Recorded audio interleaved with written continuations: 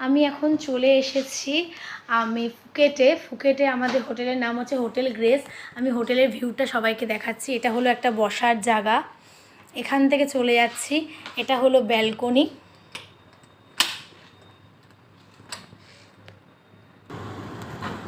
এটা হলো ব্যালকনি, এখান থেকে বাইরের ভিউ দেখা যাবে।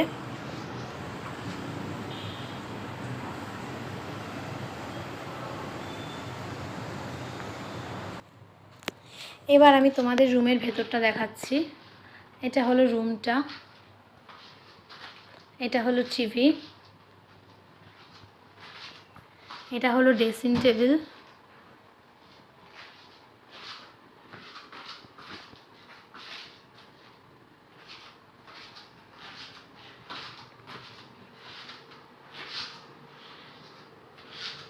এটা হলো বাথরুম, বাথ টাওয়াল দেওয়া আছে এখানে,